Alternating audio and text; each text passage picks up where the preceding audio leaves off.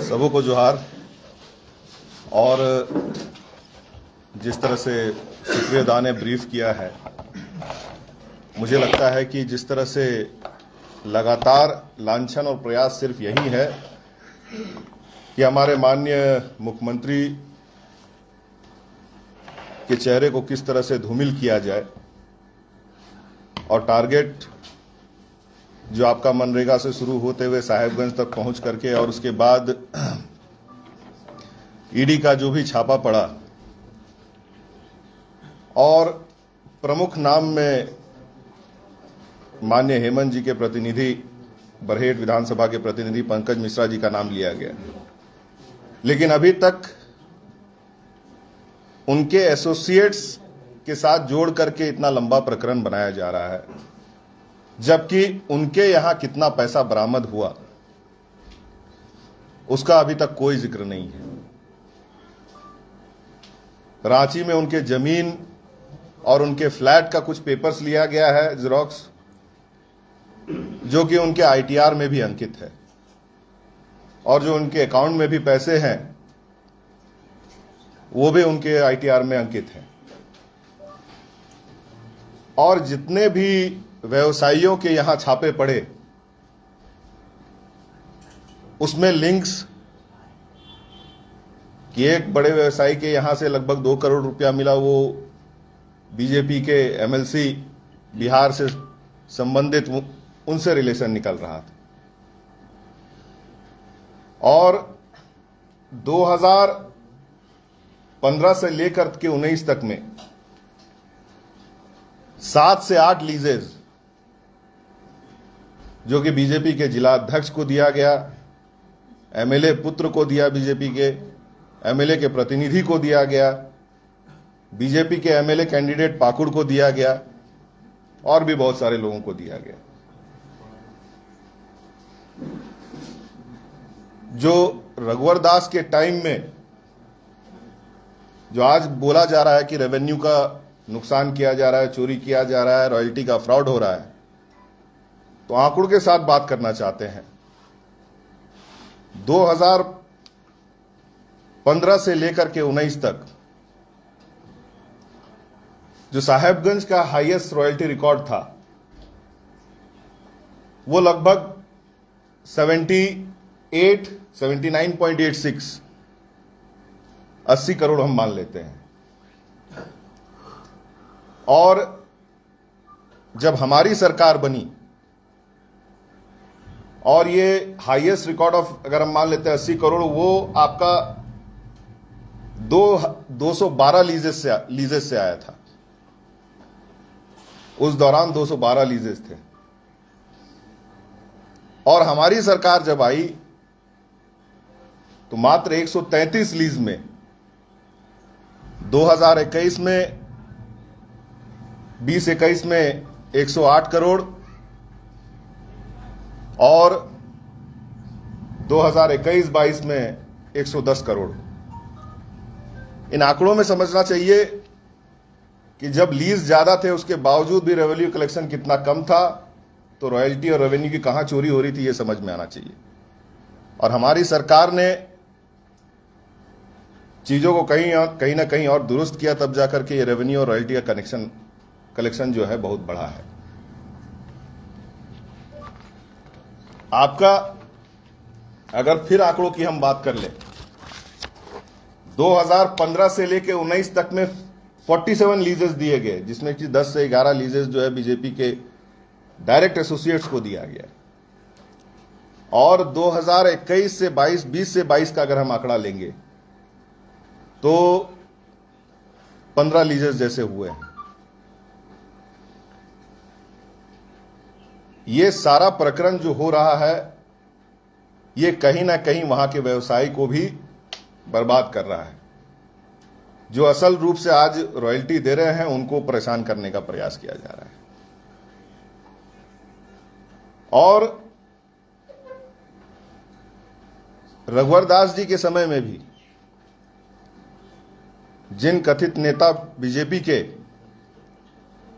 उनके द्वारा IAS officer को पीटा जाता है, माइनिंग अफसर वहां पे होते थे अशोक रजक जी, उनको भी पीटा गया घर में घुस करके। केसेस भी उसके रजिस्टर्ड हैं। उन केसेस रजिस्टर होने के बावजूद भी उन बीजेपी नेताओं पे कभी एक्शन नहीं हुई। और बड़े बड़े नेता बीजेपी के वो आकर के वहां पे उन्हीं के साथ फोटो खिंचा करके लॉन्च स्टीमर में घूमते रहे। ये चरित्र जो धूमिल करने का प्रयास किया जा रहा है, उनको अपने देखना चाहिए कि उनके समय में उन्होंने कितना गंदगी फैला के रखी हुई थी। और मुझे लगता है माननीय हेमंत जी के आने के बाद उन सभी चीजों को सुधार करने में हम लोग को जो है बहुत मुश्किल लग रहा है।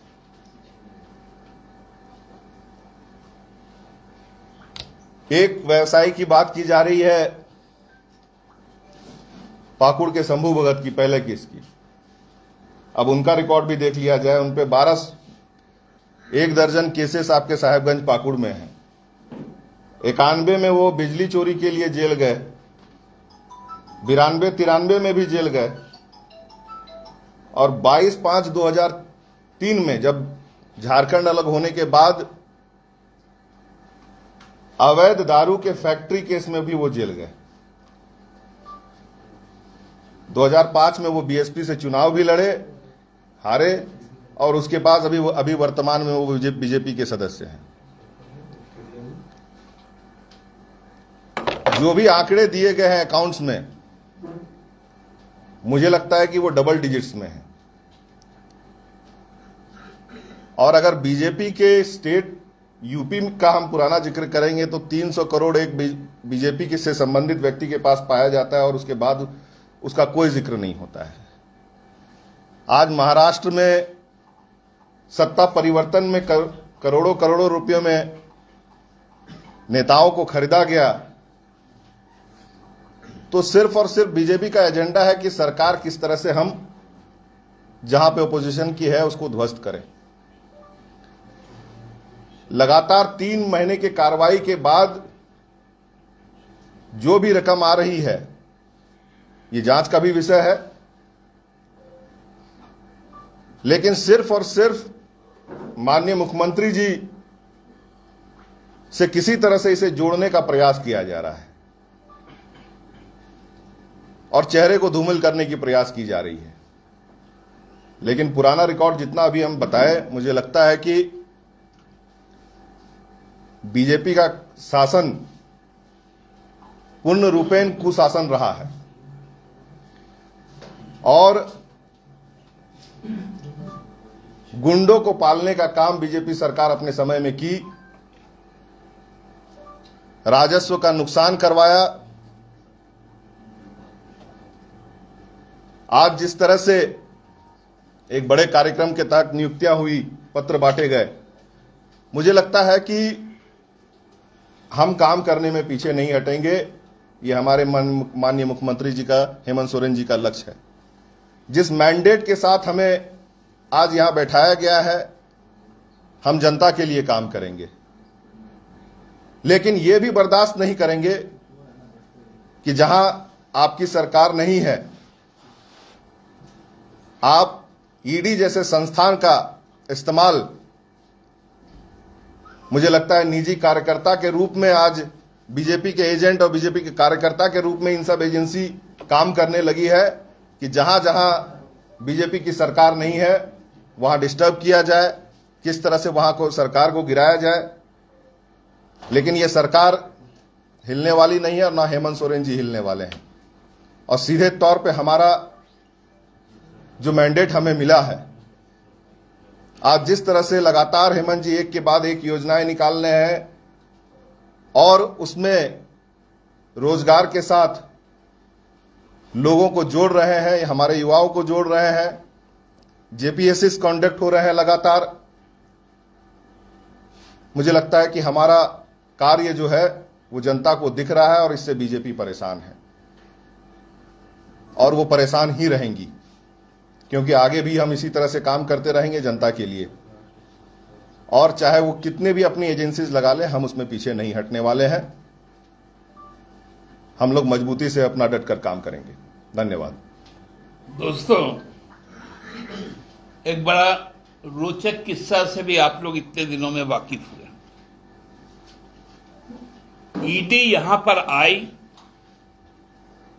मनरेगा घोटाले में। किसी भी वीडियो को तलब नहीं किया गया। तलब कौन किए गए? डीएमओ। मनरेगा चल गया डीएमओ के पास। केस उठाया साहेबगंज का, किस चीज का? तो वो ठेकेदारी का। मतलब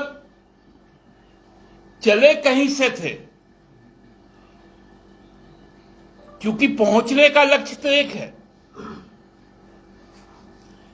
इसलिए जो भी रास्ते मिले वो एथिकल हो या ना हो, उन रास्तों का इस्तेमाल करना है। हमने एक बार आप लोगों को कहा था कि भारतीय जनता पार्टी के लोग इस बात को कहते हैं कि जहां हम चुनाव जीतते हैं वहां सरकार बनाते हैं, और हम जहां चुनाव नहीं जीतते हैं वहां सरकार जरूर बनाते हैं। लेकिन यह मंसूबा झारखंड में कामयाब नहीं होगा। यह महाराष्ट्र नहीं है, यह संघर्ष का भूमि है। यह राज्य खैरात में नहीं लिया गया है। और मैं ये पूरी तरह से कह सकता हूं कि आज राष्ट्रपति पद के लिए यदि आप आदिवासी महिला उम्मीदवार के नाम पर यदि लोगों से अपील कर रहे हैं, तो किस नैतिकता के आधार पर एक लोकतांत्रिक ढंग से चुना हुआ आदिवासी प्रतिनिधि को आप हैरस करना चाहते हैं? यह गंभीर विषय है।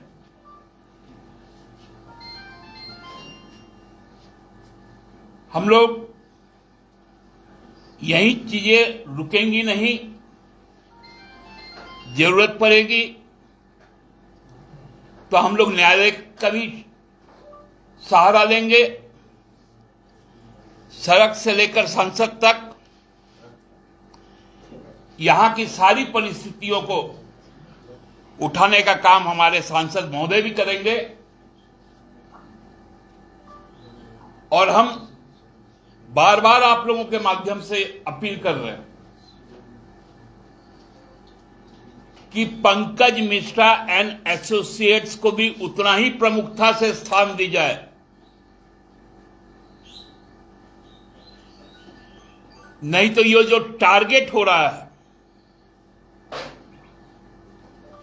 कि एक व्यक्तित्व को धूमिल किया जाए, वो लोकतंत्र के लिए सही प्रवृत्ति नहीं है। आज इतना ही कहना था। आप सबको बहुत बहुत धन्यवाद। विजय जी, आप कह रहे हैं कि माइनिंग का क्वांटिटी दिखा के कि पहले इतना लिस्ट था फिर भी रेवेन्यू इतना हमारे यहाँ, और कम हो गया फिर भी रेवेन्यू बढ़ गया। ईडी का कहना है कि वहाँ इलीगल माइनिंग हो रहा है, मतलब किसी का कोई कागज पत्र पे है नहीं, पहाड़ काट रहा है और बेच रहा है। मतलब बिना किसी कागज पत्र के कोई जाता है, ब्लास्टिंग कर देता है, ट्रांसपोर्ट कर देता है और इजीली ये सब चल रहा है। देखिए, एक सीधी सी बात है कि चोरी अगर कोई कर रहा है तो उस पर कार्रवाई होनी चाहिए, और उसके लिए प्रशासन कानून सबको है। और जहां तक मुझे लगता है कि अगर कोई इलीगल कर रहा है, आप इलीगल छोड़ करके लीगल वाले सबको भी आप परेशान कर देंगे। जो आपकी विधि व्यवस्था है आपके द्वारा ही बनाई हुई, माइनिंग की आपके समय में भी उस तरह से चल रहा था। आज जो सही ढंग से भी काम कर रहे हैं वो भी आज जो है काम करने में ही चक रहे हैं। आज पाकुड़ या साहेबगंज का हमारा जो भी पत्थर का व्यवसाय है, उससे कहीं ना कहीं पूरा भारत देश बना है। चाहे आप रेलवे ट्रैक कह लीजिए, जितने भी बड़े बड़े रोड्स कह लीजिए, जितने भी आपका ब्रिजेस कह लीजिए, उसमें कहीं ना कहीं पाकुड़ स्टोन का, साहेबगंज के पत्थर का योगदान जरूर रहा है। तो आप ये ना कहें कि पूरे देश में जो पत्थर गया है सब चोरी का पत्थर चला गया है। चोरी थोड़ी सी जरूर हो सकती है, उसके लिए कानून कार्रवाई करेगी, लेकिन वहां से जो देश को फायदा और देश के निर्माण में जो सहयोग मिल रहा है उसको जो है आप लोग धूमिल करने का प्रयास कर रहे हैं। ये ईडी और ये आपके बीजेपी उसको धूमिल करने का प्रयास कर रहे हैं। ये चीज को भी जनता बर्दाश्त नहीं करेगी। तो आप कह रहे हैं कि मीडिया भी और ईडी भी सिर्फ पंकज मिश्रा को टारगेट कर रहा है, लेकिन ब्रैकेट में एसोसिएट्स, और उसको नहीं दिखा रहा एसोसिएट्स का। तो क्या वो एसोसिएट्स जेएमएम के कार्यकर्ता हैं या नहीं हैं, या जेएमएम अपनी छवि बचाने के लिए उन एसोसिएट्सों का लिस्ट जारी करेगी? देखिए, हमारे साथ में कोई भी जिनका नाम यहां लिया जा रहा है एसोसिएट्स में, किसी के साथ में प्रत्यक्ष हम लोगों के साथ में जुड़ाव नहीं। इस बात को मैं पूरी जिम्मेवारी के साथ लेता हूं। और पंकज मिश्रा को ही इसलिए चुना जाता है क्योंकि वो माननीय मुख्यमंत्री जी के प्रतिनिधि। हमारी आपत्ति इसी पर है कि आपको जांच करवाना है तो आप जांच जरूर करें, लेकिन जांच में पारदर्शिता भी हो। आपको बताना भी तो चाहिए। आप एक वेग संख्या दे रहे हैं 11.88 करोड़, 36 बैंक अकाउंट डिटेल कहां है, उसमें पंकज मिश्रा का अकाउंट कौन सा है, किसके यहां से कितनी पैसे की बरामदगी हुई है वो बताइए। तो यदि इस तरह से वेग में ये 3 पैराग्राफ का एक आप प्रेस नोट जारी कर देंगे तो आपका इंटेंशन क्या है? सवाल हमारा इस पर है। क्रोनोलॉजी को लेके भी और सीक्वेंस को लेकर आप लोग सवाल उठा रहे हैं, तो आप लोग सुप्रीम कोर्ट या हाई कोर्ट क्यों नहीं मूव करते कि भाई मनरेगा से कैसे पहुंच गया ये माइनिंग में? देखिए, हम नहीं चाहते हैं कि फिर आप ही लोग लिखिएगा और बोलिएगा कि हम भ्रष्टाचार के खिलाफ जांच नहीं करने दे रहे। हम तो कहते हैं कि भ्रष्टाचार यदि है कहीं, उसकी पूरी जांच, लेकिन जांच पारदर्शी हो, किसी को बचाकर किसी को फंसाकर नहीं। दादा, झारखंड मुक्ति मोर्चा स्थानीयकरण पे जोर देती है, लेकिन यशवंत सिन्हा से बेरुखी क्यों? यशवंत सिन्हा से बेरुखी क्यों, जबकि झारखंड मुक्ति मोर्चा स्थानीयता पे बल देती है? देखिए, ये बातें हमसे मत बुलवाइए। कल पटना का उनका एक स्टेटमेंट है, उस स्टेटमेंट को जरूर पढ़ लें। बिहार के लोग यहाँ कम से कम बिहारी को देखो।